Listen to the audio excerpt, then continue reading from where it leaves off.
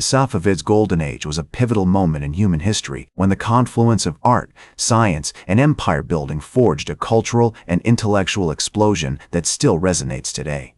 As the Safavid dynasty rose to power, it created a vibrant tapestry of Persian culture, weaving together threads from ancient Greece, Islam, and Central Asia. The secrets of this golden era are about to be unearthed, and the treasures they hold will forever change our understanding of the past. In the early 16th century, the landscape of the Middle East was a complex tapestry of tribal allegiances, fragmented kingdoms, and ancient trade routes. The once mighty Timurid Empire, which had stretched from Central Asia to Anatolia, had begun to fray at the edges, leaving behind a power vacuum that would soon be filled by a new and ascendant force, the Safavid dynasty. It was in this fertile ground of instability and transformation that the seeds of the Safavids' golden age would be sown. To understand the emergence of the Safavids, we must first look to the rugged terrain of northwestern Iran, where the snow-capped peaks of the Caucasus Mountains give way to the arid steppes of the Iranian plateau. It was here, in the region of Ardabil, that a young Shah Ismail, barely out of his teenage years, would begin to consolidate power and forge a movement that would eventually sweep across the Middle East. Shah Ismail, born in 1487, was the son of Sheikh Haydar, a charismatic Sufi leader who had built a devoted following among the Turkmen tribes of the region.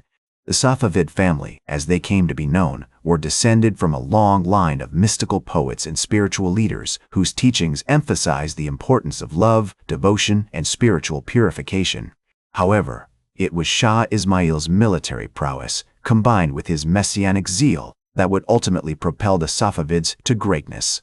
As the young Shah began to assert his authority, he drew upon the loyalty of his father's followers, as well as the support of the powerful Qizilbash tribes, who would become the backbone of the Safavid army. The Qizilbash, with their distinctive red headgear and fanatical devotion to the Safavid cause, were a force to be reckoned with, and their martial prowess would soon be tested in a series of brutal campaigns against the rival kingdoms of the Middle East. One of the key factors that contributed to the Safavids' early success was their strategic location at the crossroads of several major trade routes.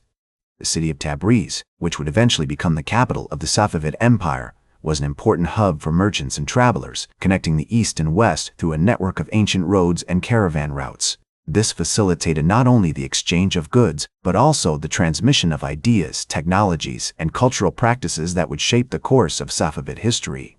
As Shah Ismail's power grew, so too did his ambition to spread the teachings of Twelver Shi'ism, a branch of Islam that emphasized the importance of the 12 Imams and the hidden Mahdi. The Safavids saw themselves as the guardians of this sacred tradition, and their mission to convert the Sunni populations of the Middle East would become a defining feature of their golden age. The early years of Shah Ismail's reign were marked by a series of military victories, including the conquest of Tabriz in 1501 and the defeat of the Aq-Koyunlu Confederation in 1502. These successes not only expanded Safavid territory, but also created a sense of momentum and purpose among the Qizilbash warriors, who saw themselves as instruments of divine will.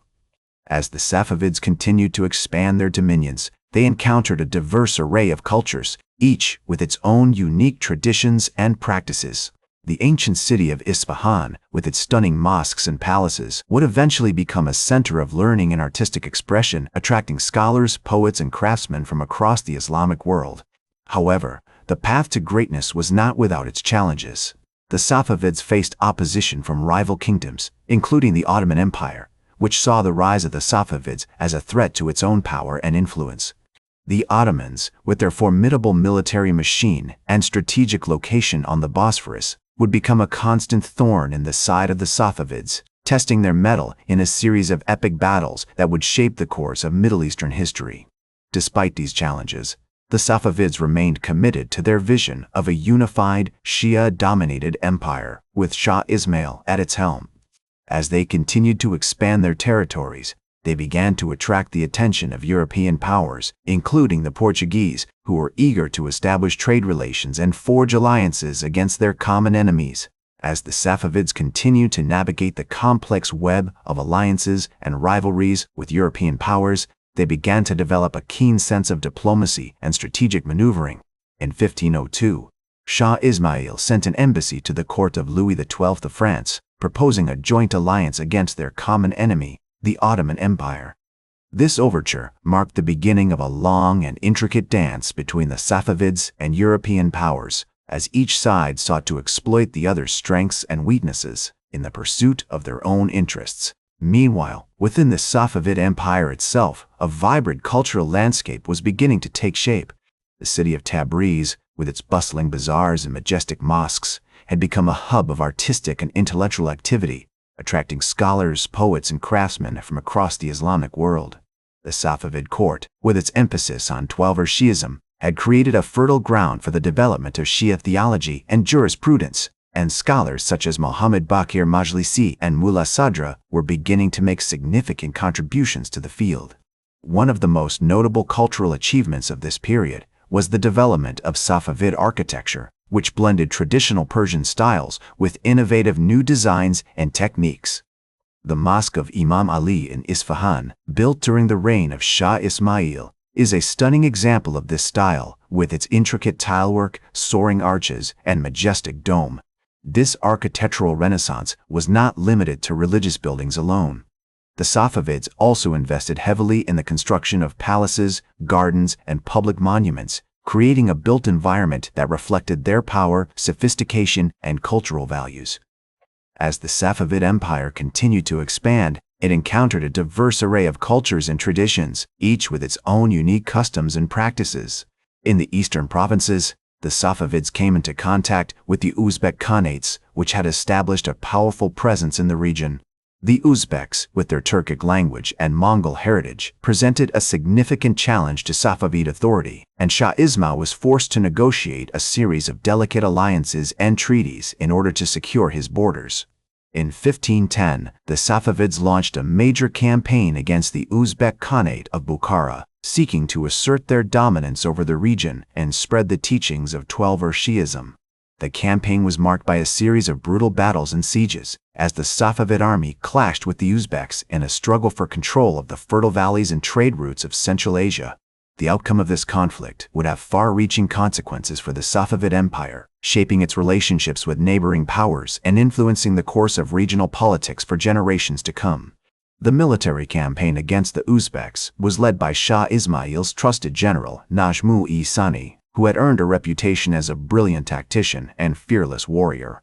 As the Safavid army marched across the desert landscapes of Central Asia, they encountered numerous challenges, from treacherous terrain and harsh weather conditions to fierce resistance from the Uzbek tribes. Despite these obstacles, the Safavids persevered, driven by their conviction in the righteousness of their cause and their determination to spread the teachings of Twelver Shi'ism. The siege of Bukhara, which lasted for several months, was a particularly grueling test of endurance for both sides. The Uzbeks, led by their Khan, Muhammad Shaybani, had fortified their city with strong walls and towers, and they put up a fierce resistance against the Safavid army. However, the Safavids ultimately emerged victorious, capturing the city and incorporating it into their empire. This victory marked a significant turning point in the history of the Safavid Empire, as it cemented their control over Central Asia and paved the way for further expansion into the region. As the Safavid Empire consolidated its control over Central Asia, Shah Ismail's attention turned to the western provinces, where the Ottoman Empire posed a significant threat to Safavid authority.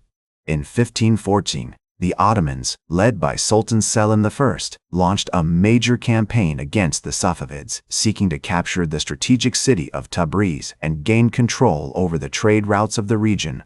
The Ottomans were a formidable foe, with a well-organized army and a strong tradition of military conquest. The Safavid army, led by Shah Ismail himself, marched out to meet the Ottomans at the Battle of Chaldiran, which took place on August 23, 1514. The battle was fierce and intense, with both sides suffering heavy casualties. Despite being outnumbered, the Safavids fought valiantly, but ultimately they were defeated by the superior Ottoman artillery and cavalry. Shah Ismail was forced to flee the battlefield, leaving behind many of his soldiers and nobles. The defeat at Chaldiran was a significant blow to the Safavid Empire, and it marked a turning point in the history of the region. The Ottomans captured Tabriz and occupied much of western Iran, forcing Shah Ismail to retreat to the eastern provinces. However, the Safavids were able to regroup and launch a series of counterattacks against the Ottomans, eventually driving them out of Iran and re-establishing control over the region.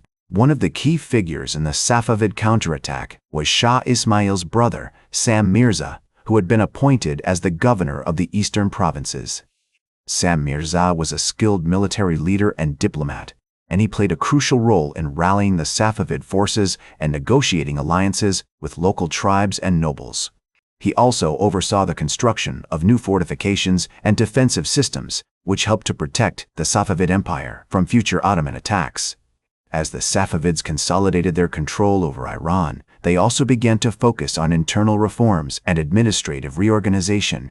Shah Ismail appointed a new vizier, Mirza Shah Hussein, who implemented a series of reforms aimed at streamlining the bureaucracy and improving the efficiency of the government. The vizier also oversaw the creation of a new system of taxation, which helped to increase revenue and stabilize the economy. The Safavid Empire also experienced a cultural renaissance during this period, with a flourishing of art, literature, and architecture. The city of Isfahan, which had been designated as the new capital, became a center of learning and culture, attracting scholars, poets, and artists from all over the Islamic world. The Safavids also invested heavily in the construction of new mosques, palaces, and public monuments, which reflected their wealth and power. The school was led by a group of talented artists, including Kamal al-Din Behzad, who created some of the most exquisite and intricate paintings of the period.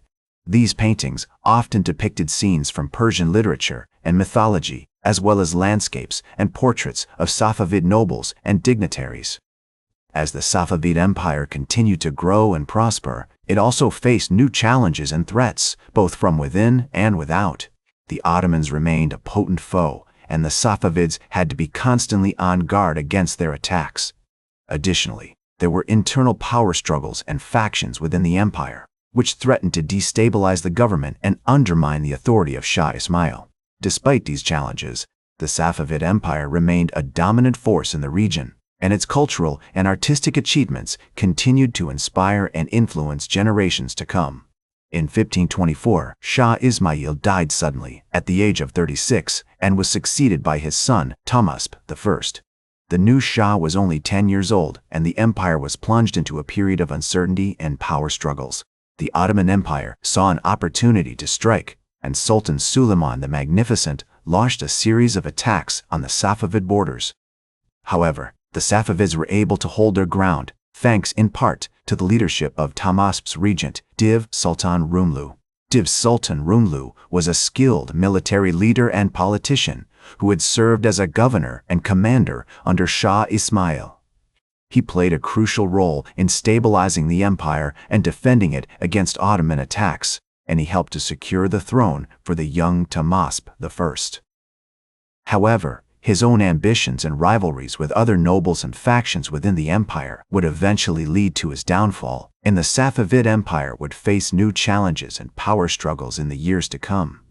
The early years of Tahmasp's reign were marked by a series of military campaigns against the Ottomans, as well as internal power struggles and factionalism. The Shah himself was still young and inexperienced, and he relied heavily on his regents and advisors to guide him. However, as he grew older and more confident, he began to assert his own authority and make key decisions about the direction of the empire. One of Tahmasp's most significant achievements was the creation of a new system of administration, which divided the empire into provinces and appointed governors to oversee them. This helped to improve the efficiency of government and reduce corruption, and it allowed the Safavids to better respond to external threats and internal challenges. The Shah also invested in infrastructure, including roads, bridges, and canals, which helped to facilitate trade and communication across the empire. As Tahmasp I continued to consolidate his power, he faced significant challenges from the Ottoman Empire, which had been making steady gains in the region. In 1532, Sultan Suleiman the Magnificent launched a major campaign against the Safavids, capturing the strategic city of Baghdad and incorporating it into the Ottoman Empire. This was a significant blow to the Safavids, as Baghdad was not only a major cultural and economic center, but also a key location for the spread of Shia Islam.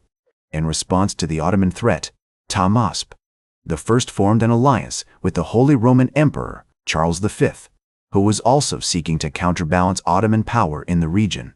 This alliance, which was formalized in 1536, marked a significant shift in Safavid foreign policy, as the dynasty began to look beyond its traditional relationships with other Islamic states and seek alliances with European powers. One of the key figures in this alliance was the Austrian diplomat and adventurer, Baron Wolfgang von Rajendorf, who served as an envoy between Charles V and Tahmasp I. Von Rajendorf played a crucial role in negotiating the terms of the alliance, which included a mutual defense pact and trade agreements. He also helped to facilitate the exchange of ideas and culture between the two courts, introducing European technologies and artistic styles to the Safavid court. Meanwhile, the Safavids continued to invest in their military capabilities, developing a powerful cavalry force that was renowned for its bravery and discipline. The Safavid army was led by skilled commanders such as Alqas Mirza, who had fought against the Ottomans in several key battles. In 1538, Alqas Mirza led a successful campaign against the Ottoman-held city of Erzurum, which was a major strategic location in eastern Anatolia. The Safavid victory at Erzurum marked a significant turning point in the conflict with the Ottomans, as it demonstrated the military prowess of the Safavid army and its ability to challenge Ottoman power in the region. However, the war between the two empires would continue for many years, with both sides suffering heavy losses and neither able to gain a decisive advantage. In addition to his military campaigns, Tahmasp I also invested in the cultural and economic development of his empire. He encouraged trade and commerce, establishing new markets and caravan routes that connected the Safavid Empire to other regions of the Islamic world. He also patronized the arts, commissioning elaborate architectural projects such as the Imam Mosque in Isfahan, which was designed by the renowned architect Ali Akbar Isfahani. The Imam Mosque, which was completed in 1540, was a masterpiece of Safavid architecture, featuring intricate tilework and calligraphy. It became a major center of Shia learning and culture, attracting scholars and pilgrims from all over the Islamic world. The mosque also served as a symbol of Safavid power and prestige, demonstrating the dynasty's commitment to the spread of Shia Islam and its role as a defender of the faith. As the Imam Mosque in Isfahan became a prominent center of Shia learning and culture, Tahmasp I continued to promote the arts and architecture throughout his empire. In 1544, he commissioned the construction of the Chehel Sotun Palace in Isfahan, which was designed by the renowned architect Shah Tahmasp's own master builder, Mohammad Reza. The palace featured a magnificent hall with 20 columns, adorned with intricate tilework and frescoes depicting scenes from Persian mythology and history. The Chehel Sotun Palace became a favorite residence of Tahmasp I, who often hosted lavish ceremonies and receptions for foreign dignitaries and nobles within its walls. One such occasion was the visit of the Ottoman ambassador Ibrahim Pasha in 1546, who was received with great pomp and ceremony by Tahmasp I. The two leaders engaged in diplomatic discussions, exchanging gifts and messages from their respective monarchs, but ultimately failed to reach a lasting peace agreement. Meanwhile, the Safavid Empire continued to face challenges from its eastern borders, where the Uzbeks had been making incursions into Persian territory. In 1547, Tahmasp I led a military campaign against the Uzbeks, defeating them at the Battle of Mashhad and securing a significant victory for the Safavids. The Uzbek threat was temporarily neutralized, but the region remained volatile, and Tahmasp I was forced to maintain a strong military presence along the eastern borders. In 1550, Tahmasp I appointed his son, Muhammad Kodabanda, as the governor of Shiraz, marking the beginning of a new phase in the prince's career. Muhammad Kodabanda proved to be an able administrator and military leader, earning the respect and admiration of the local population. He also became a patron of the arts, commissioning several architectural projects, including the renovation of the Shah Ismail Mosque in Shiraz. As the 1550s progressed, Tahmasp I's health began to decline, and he became increasingly reliant on his son, Muhammad Kodabanda, to manage the affairs of state. In 1556, Tahmasp I appointed Muhammad Kodabanda as his regent, granting him full authority to govern the empire in his name. This marked a significant turning point in the history of the Safavid Empire, as the old monarch's powers were gradually transferred to the next generation. The transition was not without its challenges, however, as various factions and interest groups within the empire began to jockey for position and influence. The powerful Qizilbash tribe, which had long been a mainstay of the Safavid military, began to assert its claims to power and privilege, while the Shia clergy and nobles also sought to advance their own interests. As Muhammad Qodabanda navigated these complex web of alliances and rivalries, he faced significant challenges in maintaining stability and continuity within the empire.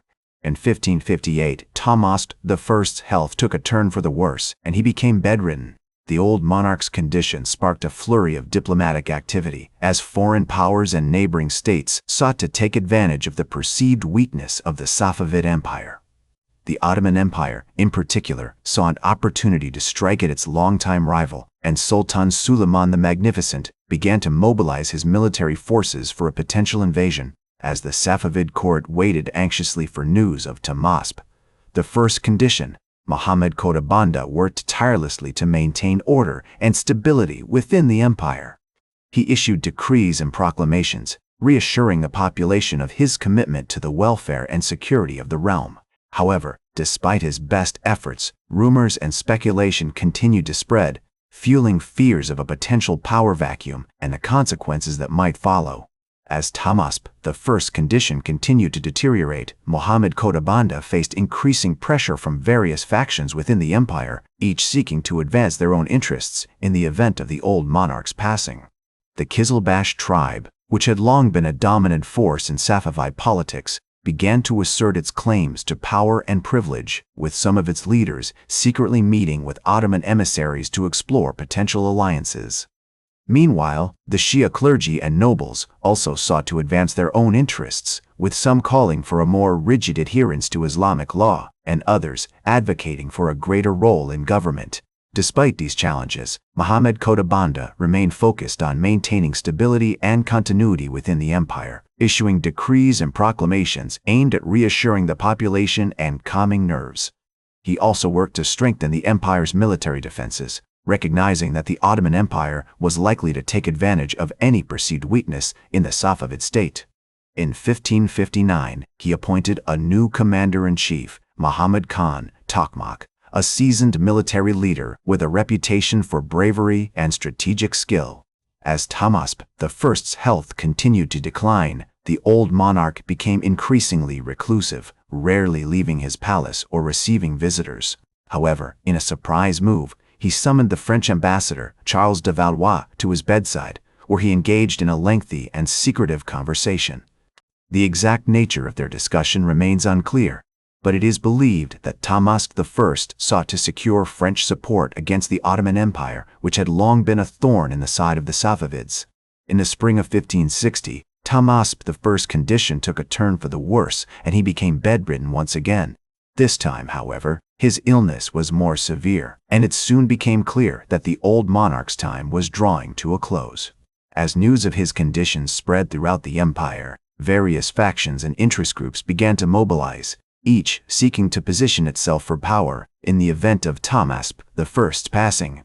The Qizilbash tribe, the Shia clergy, and the nobles all began to maneuver, seeking to advance their own interests and secure their places in the new order. In May 1560, Tahmasp I died, marking the end of an era in Safavid history. Muhammad Qodabanda, who had been serving as regent for several years, was widely expected to succeed his father as Shah, but his accession was not without challenge. The Qizilbash tribe, which had long been a dominant force in Safavid politics, began to assert its claims to power and privilege, with some of its leaders calling for a more limited role for the monarch and greater autonomy for the tribal leaders. The Ottoman Empire, which had long been a threat to Safavid power, began to mobilize its military forces, seeking to take advantage of the perceived weakness of the Safavid state. Meanwhile, the Uzbeks, who had been making incursions into Persian territory for several years, also saw an opportunity to strike at their longtime rivals. In response to these challenges, Muhammad Qodabanda began to strengthen the empire's military defenses, appointing new commanders and mobilizing troops along the borders. He also sought to secure alliances with neighboring states, including the Mughal Empire in India and the Khanate of Crimea, in an effort to counterbalance the power of the Ottoman Empire. As he navigated these complex diplomatic and military challenges, Muhammad Qutbanda faced a daunting task to maintain the stability and continuity of the Safavid Empire while also securing his own position as Shah and advancing the interests of his dynasty. In the summer of 1560, Muhammad Qutbanda was formally crowned as Shah Muhammad Qutbanda, marking the beginning of a new era in Safavid history. The coronation ceremony, which took place in the palace at Qazvin, was attended by dignitaries and nobles from throughout the empire, as well as representatives from neighboring states. As the new Shah received the congratulations of his courtiers and advisors, he knew that he faced significant challenges in the years ahead, but he was determined to maintain the power and prestige of the Safavid Empire while also advancing the interests of his dynasty. As Shah Muhammad Qutbanda began his reign, he faced a complex web of challenges, including the threat of Ottoman aggression, the incursions of the Uzbeks, and the maneuvering of various factions within the empire. However, he was determined to maintain stability and continuity while also securing his own position as Shah and advancing the interests of his dynasty. In 1561, he appointed a new Grand Vizier, Mirza Makhdoom Sharifi, a seasoned administrator with a reputation for wisdom and integrity. Under the guidance of Mirza Makhdoom Sharifi, Shah Muhammad Qutbanda began to implement a series of reforms aimed at strengthening the empire's administrative and military structures. He also sought to promote trade and commerce, recognizing that a strong economy was essential to the long-term prosperity of the Safavid state. In 1562, Shah Muhammad Qutbanda faced his first major challenge as Shah when the Ottoman Empire launched a surprise attack on the Safavid city of Van. The Ottoman forces, which were led by the experienced commander Suleiman Pasha, quickly overran the city, killing many of its defenders and capturing others. In response to this attack, Shah Muhammad Qutbanda mobilized his military forces, appointing a new commander-in-chief Ali Qoli Khan Shamlu to lead the campaign against the Ottomans.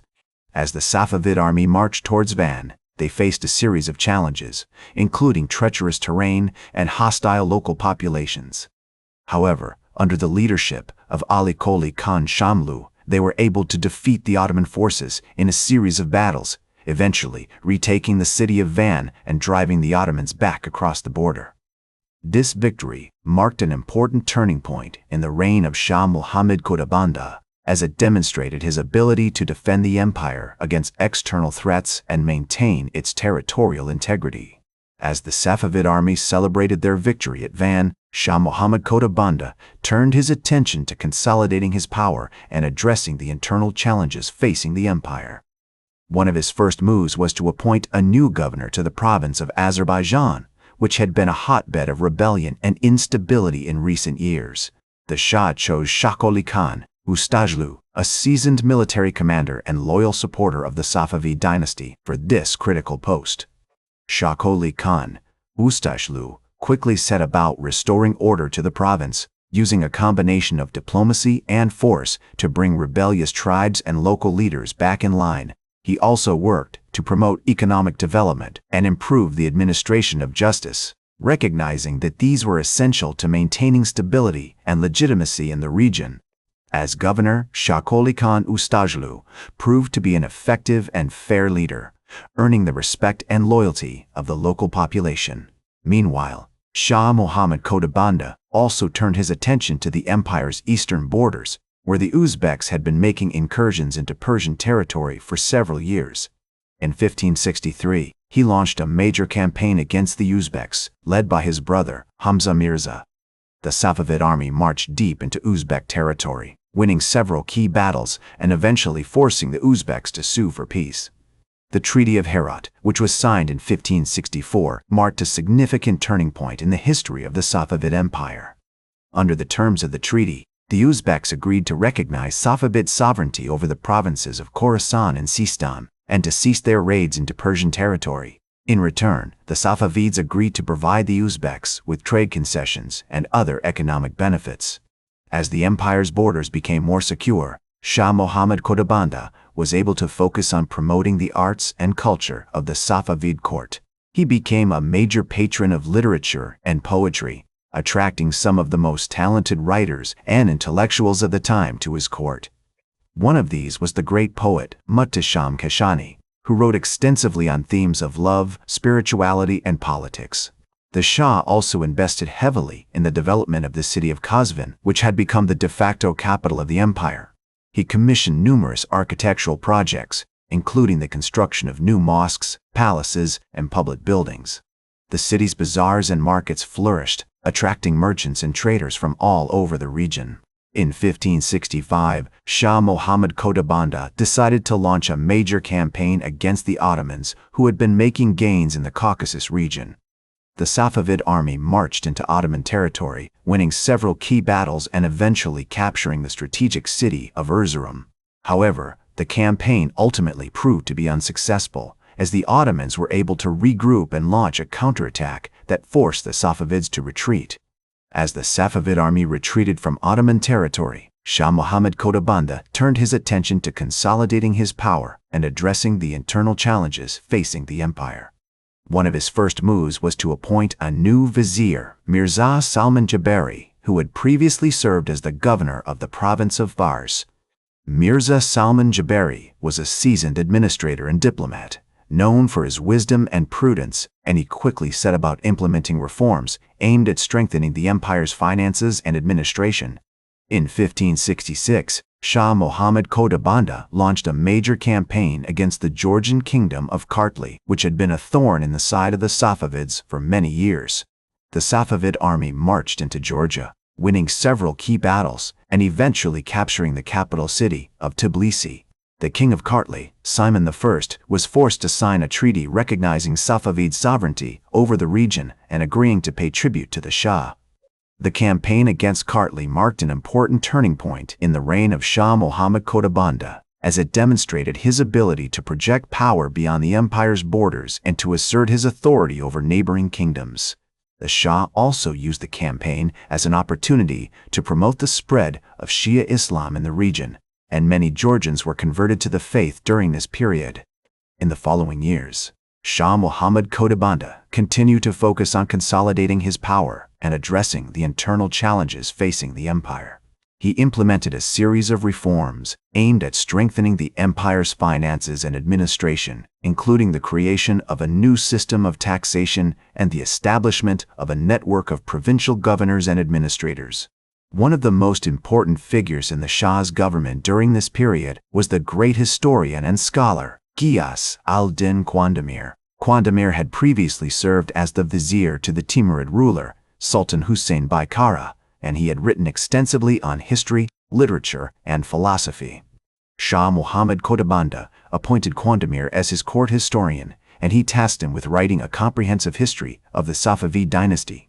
Qandemir's history, known as the Habib al-Siyar, is one of the most important sources of information on the Safavid period, and it provides a detailed and insightful account of the reign of Shah Muhammad Qodabanda. According to Qandemir, the Shah was a just and fair ruler who was beloved by his people and respected by his nobles. He was also a patron of the arts and literature, and he encouraged the development of music, poetry, and architecture at his court. In 1571, Shah Muhammad Qodabanda faced a major challenge to his authority when his brother, Haydar Mirza, rebelled against him. Haydar Mirza had been appointed as the governor of the province of Azerbaijan, but he had become dissatisfied with his position and had begun to plot against the Shah. The rebellion was eventually put down, but it marked an important turning point in the reign of Shah Muhammad Qodabanda, as it demonstrated the ongoing challenges facing the empire and the need for the Shah to be constantly vigilant in defense of his authority. As the years passed, Shah Muhammad Qodabanda continued to face numerous challenges and threats to his rule. The Ottoman Empire remained a major rival, and there were ongoing conflicts along the western border. The Uzbeks also continued to pose a threat, and there were frequent raids into Persian territory. Despite these challenges, however, the Shah remained committed to his vision of a strong and prosperous empire, and he worked tirelessly to promote the interests of his people and to defend the territorial integrity of the Safavid state. In 1576, Shah Muhammad Qutb launched a major campaign against the Ottoman Empire with the goal of recapturing the strategic city of Erzurum. The campaign was led by the Shah's son, Hamza Mirza, who had become one of the most prominent military leaders in the empire. As the Safavid army retreated from Erzurum, Shah Muhammad Qutb turned his attention to the internal affairs of the empire, recognizing that the ongoing conflicts with the Ottomans and Uzbeks had taken a significant toll on the country's resources and infrastructure. In 1577, he appointed a new Grand Vizier, Mirza Salman Jabari, who was tasked with implementing a series of reforms aimed at strengthening the empire's administrative and economic systems. One of the key initiatives undertaken by Jabari was the creation of a new system of taxation, which was designed to reduce the burden on peasants and merchants while increasing revenue for the state. Meanwhile, the Shah's son, Hamza Mirza, who had led the campaign against the Ottomans, became increasingly influential in the empire's military affairs. He was appointed as the governor of the province of Azerbaijan, where he worked to strengthen the region's defenses and promote the spread of Shia Islam. In 1578, Hamza Mirza launched a successful campaign against the Ottoman-held city of Van, which was strategically located on the shores of Lake Van in eastern Anatolia. The capture of Van was a significant victory for the Safavids, as it provided them with control over a key trade route and helped to secure the empire's western border. As the empire's military fortunes began to improve, Shah Muhammad Qutb turned his attention to the promotion of arts and culture. He became a patron of the famous Persian poet Muhammad Hossein Sahabi, who was known for his beautiful verses on love, nature, and spirituality. The Shah also encouraged the development of architecture, music, and visual arts, recognizing that these pursuits were essential to the creation of a vibrant and refined culture. In 1579, he commissioned the construction of a new mosque in the city of Qazvin, which was designed by the famous architect Ali Akbar Isfahani. The mosque, which was completed in 1582, became one of the most beautiful examples of Safavid architecture, with its intricate tilework, soaring domes, and elegant minarets. Despite these cultural achievements, the empire continued to face significant challenges, particularly in terms of its relationships with neighboring powers. In 1580, the Uzbeks launched a major invasion of the province of Khorasan, which was led by the Uzbek Khan, Abdullah Khan II. The invasion was repelled by the Safavid army, but it highlighted the ongoing vulnerability of the empire's eastern border. Shah Muhammad Qutb responded to this threat by strengthening the region's defenses and promoting the settlement of Persian tribes in the area. He also sought to improve relations with the Mughal Empire, which was a powerful neighbor to the east, by exchanging diplomatic missions and gifts with the Mughal Emperor Akbar. In 1581, the Shah's health began to decline, and he became increasingly reliant on his son, Hamza Mirza, who had become the de facto ruler of the empire. Hamza Mirza worked to consolidate power and promote stability, but he faced significant opposition from other members of the royal family and the nobility. In 1582, a group of rebel princes, led by the Shah's brother, Haidar Mirza, launched a coup against Hamza Mirza, but it was ultimately unsuccessful. The attempted coup highlighted the ongoing instability of the empire and the need for strong leadership to navigate the complex web of alliances and rivalries that characterized the region. As Hamza Mirza navigated the complex web of alliances and rivalries, he worked to strengthen the empire's defenses and promote stability. In 1583, he launched a successful campaign against the Ottoman-held city of Erzurum, which was strategically located in eastern Anatolia. Hamza Mirza's military successes were matched by his diplomatic efforts as he worked to improve relations with the Mughal Empire and other neighboring powers. Meanwhile, Shah Muhammad Qutb's health continued to decline, and he became increasingly reliant on his son to manage the affairs of state. In 1584, Hamza Mirza was formally appointed as the regent of the empire, with full authority to make decisions on behalf of his father. As regent, Hamza Mirza worked to implement a series of reforms aimed at strengthening the empire's administrative and economic systems. He established a new system of taxation which was designed to reduce the burden on peasants and merchants while increasing revenue for the state. One of the key initiatives undertaken by Hamza Mirza was the creation of a new corps of cavalrymen known as the Shahsavan. The Shahsavan were recruited from the Turkic tribes of Azerbaijan and were trained in the latest military techniques. They quickly became an elite force within the Safavid army, known for their bravery and martial skills. Hamza Mirza also worked to promote the development of trade and commerce, recognizing that a strong economy was essential to the empire's prosperity. He established new trade agreements with neighboring powers, including the Mughal Empire and the Ottoman Empire. In 1585, Hamza Mirza launched a successful campaign against the Uzbek Khan, Abdullah Khan II, who had been raiding Safavid territories in the east. The campaign was marked by several key battles, including the Battle of Herat, which was fought in September 1585. The Safavid army emerged victorious, and Abdullah Khan II was forced to retreat back to his own territories. The victory was a significant one for the Safavids, as it helped to secure the empire's eastern border and protect its trade routes.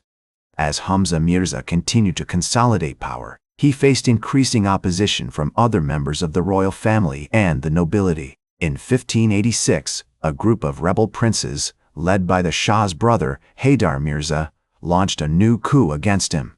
However, Hamza Mirza was well prepared for the challenge, and he quickly crushed the rebellion. Haydar Mirza was forced to flee, and many of his supporters were either killed or imprisoned.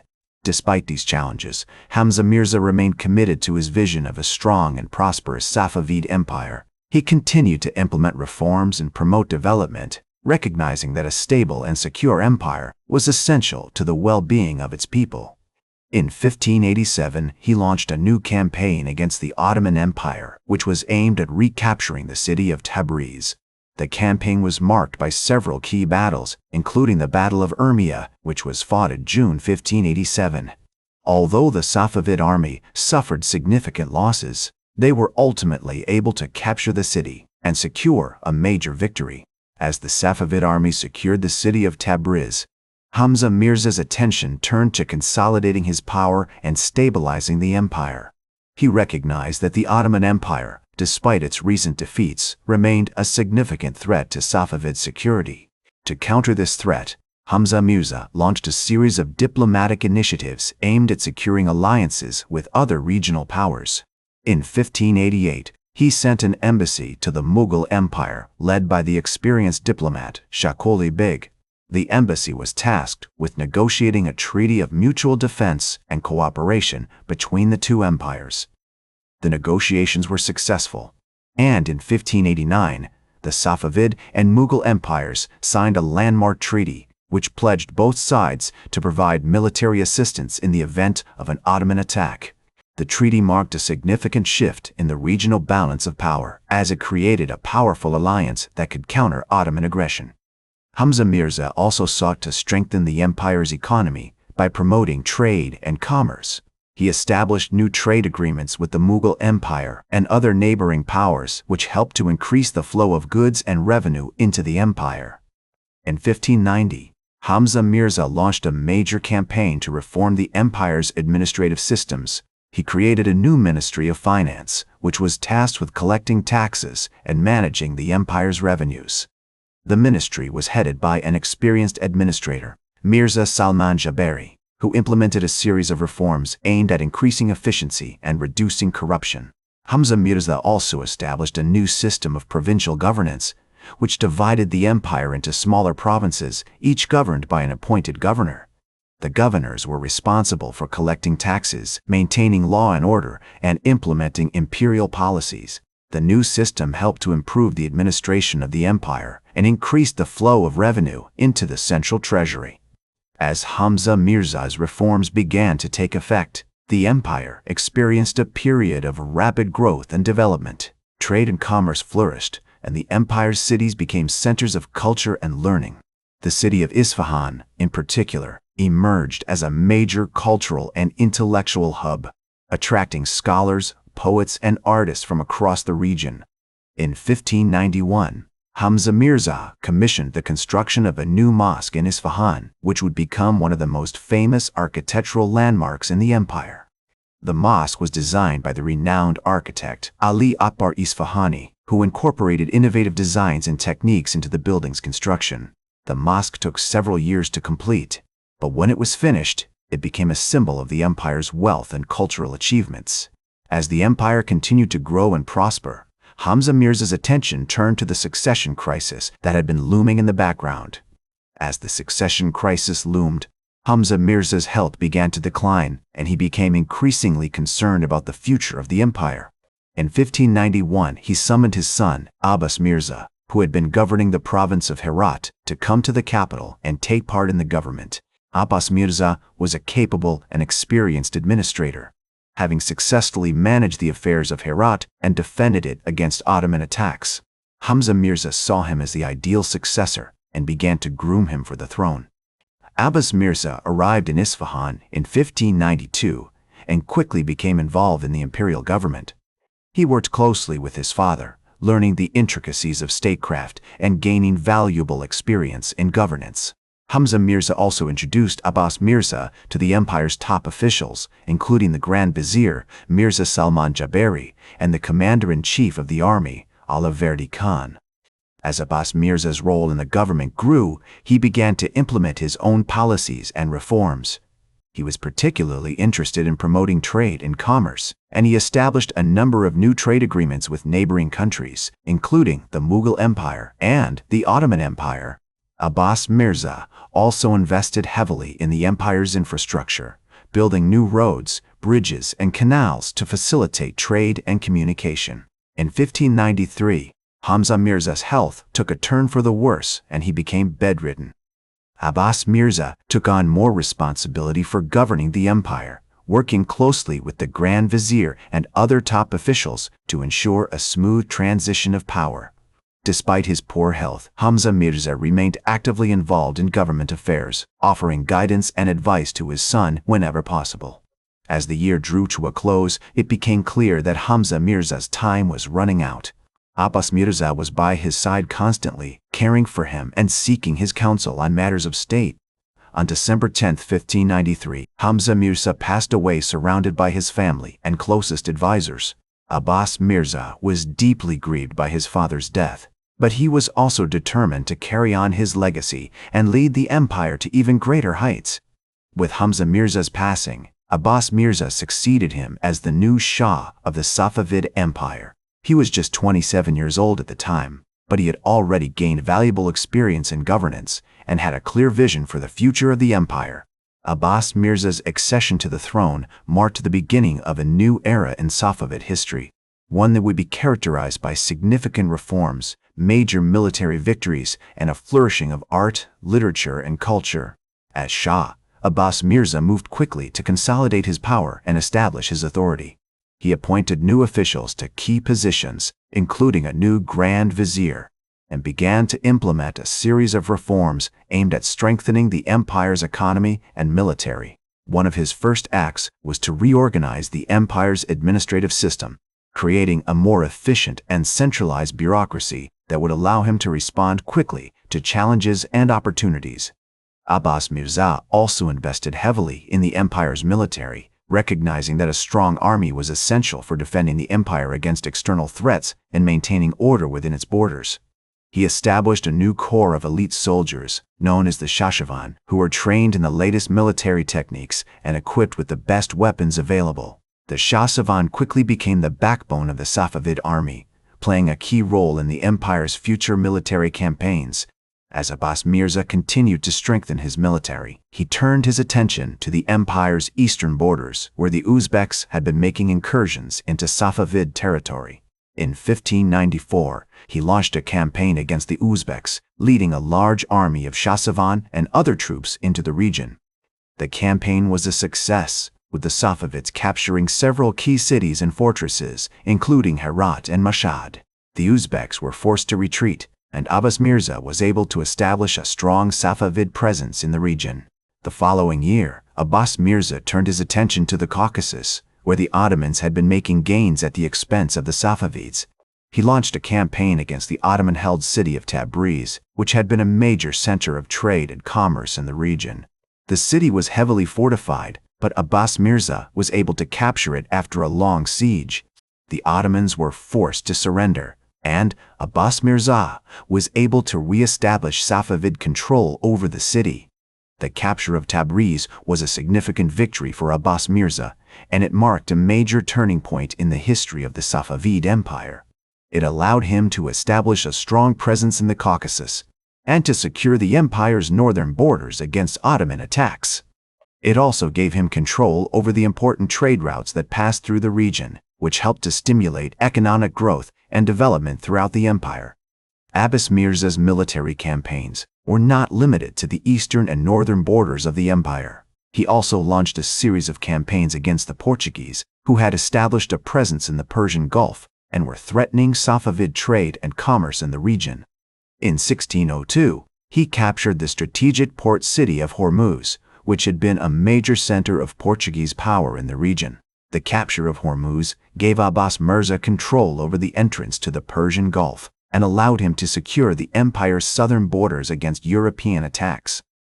The success of Abbas Mirza's military campaigns was due, in part, to his ability to create a strong and centralized administrative system.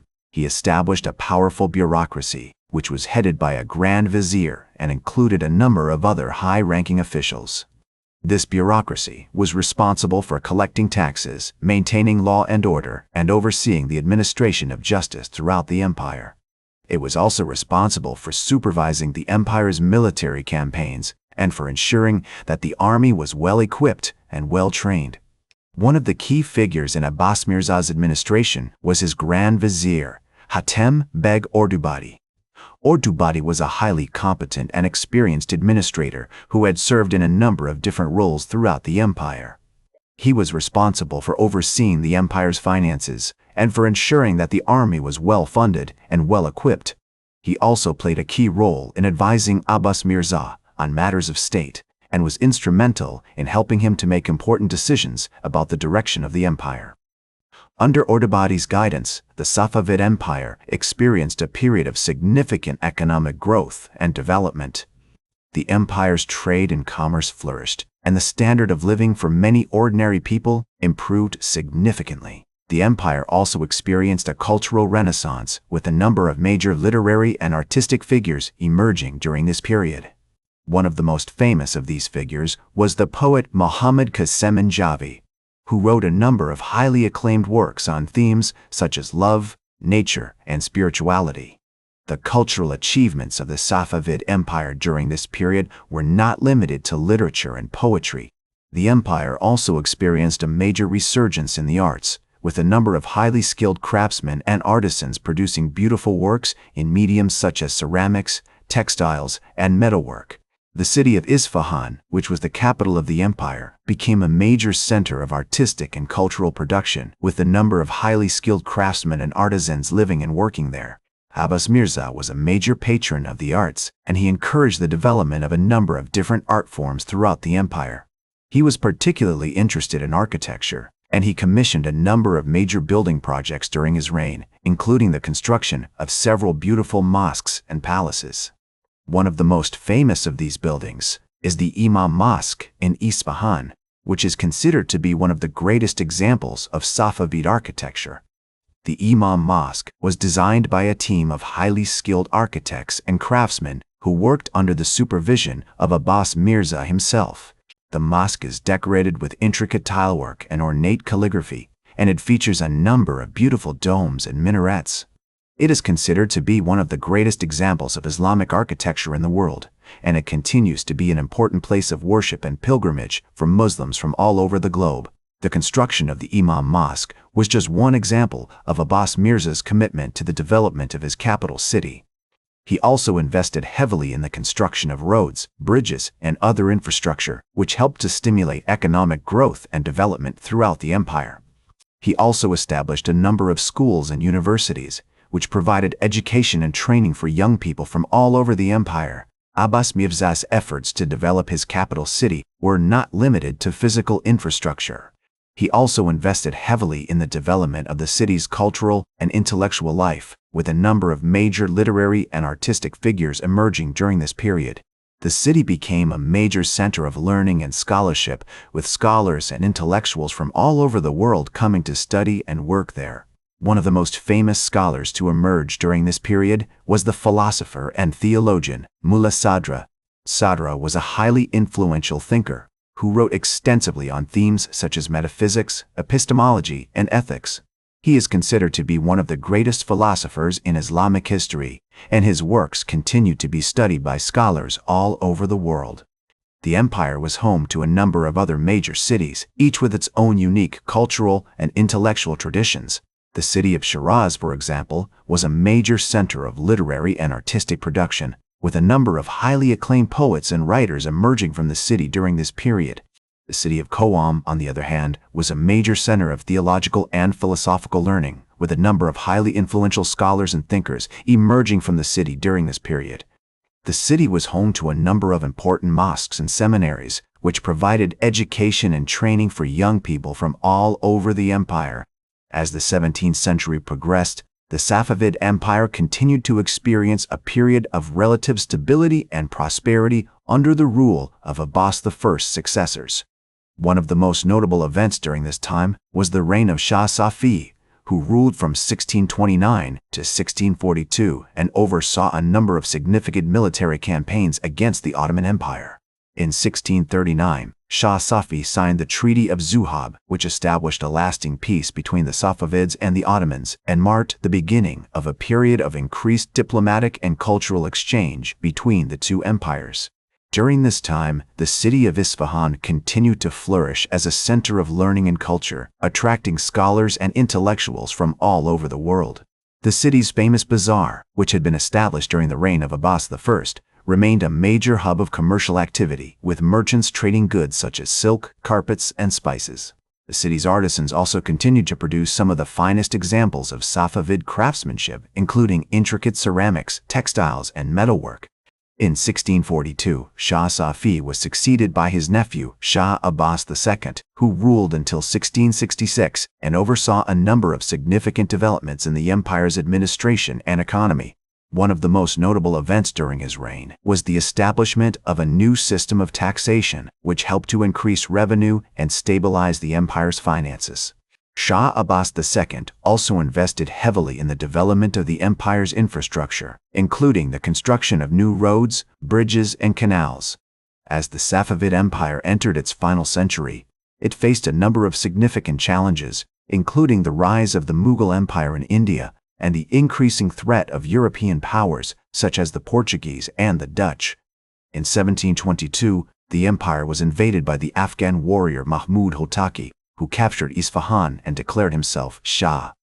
The Safavid dynasty was eventually restored, but the empire never fully recovered from the devastation of the Afghan invasion. In the years that followed, the Safavid Empire was plagued by internal power struggles and external threats, including the rise of the Qajar dynasty in northern Iran. In 1736, the Qajar leader Nadir Shah Afshar seized power and established a new dynasty, marking the end of the Safavid era. The city of Isfahan, which had once been the center of the empire's power and culture, was eventually abandoned as the capital and replaced by the city of Tehran. Despite its decline and eventual fall, the Safavid Empire left a lasting legacy in the fields of art, architecture, and literature. The empire's craftsmen and artisans continued to produce some of the finest examples of Islamic art, including intricate ceramics, textiles, and metalwork. The empire's scholars and intellectuals also made significant contributions to the development of Islamic philosophy and theology, with figures such as Mulla Sadra remaining influential to this day. As the Qajar dynasty consolidated its power, the city of Isfahan was gradually rebuilt and restored, with many of its famous landmarks, including the Imam Mosque, being repaired and renovated. The city's bazaar also continued to thrive, with merchants trading goods from all over the world. Despite the passing of time, the legacy of the Safavid Empire continues to be felt in Iran and beyond, a testament to the enduring power of art, culture, and ideas. The Safavids' masterful blend of politics, art, and culture not only transformed their own empire, but also resonated throughout the region, influencing the course of Islamic civilization and beyond. Their legacy can be seen in the breathtaking architecture, the exquisite craftsmanship, and the profound philosophical and literary works that continue to inspire us today. The Safavids' golden age stands as a testament to the power of human creativity, innovation, and perseverance, reminding us that even the most tumultuous of times can give rise to extraordinary achievements. Thank you for joining me throughout this historical journey. That's all for today's History with Herodotus. Remember to like, share, and subscribe. And until next time, remember that, to understand the present, we must first understand the past.